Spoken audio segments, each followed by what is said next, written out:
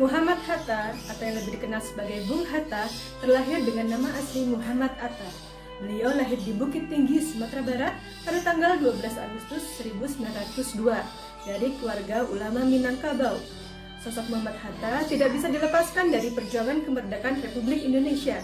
Tak hanya dikenal sebagai Bapak Proklamator Indonesia, beliau juga merupakan Bapak Koperasi, Bapak Kedaulatan Rakyat, Bapak Perumahan Nasional, dan Bapak Hak Asasi Manusia.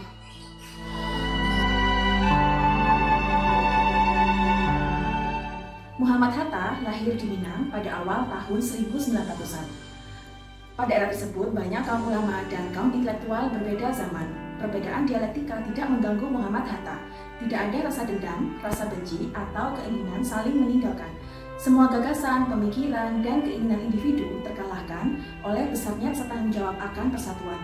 Itulah prinsip dari akuntabilitas. Pernah dalam satu ketika beliau sudah tidak menjadi wakil presiden Indonesia saat negara berada dalam kondisi pemerintahan dengan gaya terpimpin seorang saja. Condong sosialisme, tapi beragam harga melonjak menjauhi kemampuan warganya. Berkirimlah surat beliau terhadap Presiden Soekarno sebagai bentuk rasa tanggung jawabnya. Bung Hatta berpesan, jadi pemimpin tidak boleh mengandalkan lip service belaka, harus kesatria, harus berani menunjukkan akuntabilitasnya.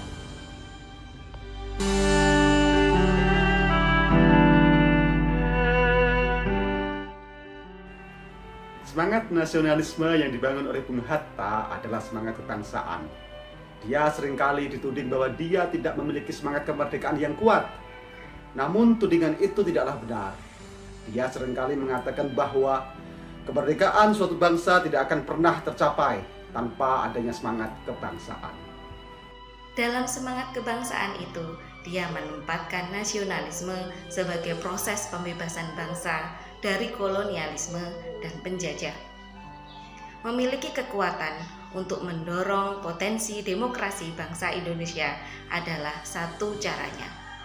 Semangat inilah yang mendorong kepada solidaritas nasional, sehingga kemerdekaan yang memerlukan semangat nasionalisme dapat tercapai. Berikut ini adalah salah satu pesan beliau ketika masih hidup. Kurang cerdas dapat diperbaiki dengan belajar, kurang cakap dapat diperbaiki dengan pengalaman, namun tidak jujur itu sulit untuk diperbaiki. Sebagai pejabat negara, Bung Hatta memiliki etika publik yang sangat baik. Beliau bersifat jujur, berbudi pekerti luhur, dan bijaksana. Beliau dikenal sebagai sosok yang tidak mau memanfaatkan jabatannya hanya untuk kepentingan dirinya sendiri, karena beliau hanya menginginkan persamaan hak antara dirinya dengan rakyatnya. Bung Hatta merupakan salah satu figur penting dalam sejarah kemerdekaan Indonesia. Beliau bersama Bung Karno merumuskan naskah proklamasi kemerdekaan, mendampingi Bung Karno dalam upacara proklamasi kemerdekaan, memperjuangkan Indonesia di konferensi meja bundar sehingga Indonesia mendapat pengakuan dari Belanda. Bung Hatta, sosok proklamator bangsa yang sederhana dan tidak gila harta. Sejak muda, sifat-sifat tersebut sudah nampak dalam diri Bung Hatta.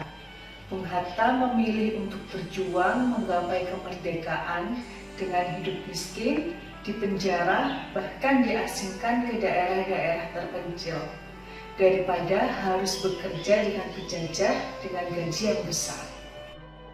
Sifat sederhana dan jujur Bung Hatta begitu terpatri dalam diri beliau.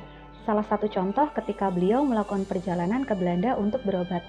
Beliau mendapatkan dana dari negara, namun beliau mengembalikan dana tersebut karena semua perjalanan beliau telah terpenuhi.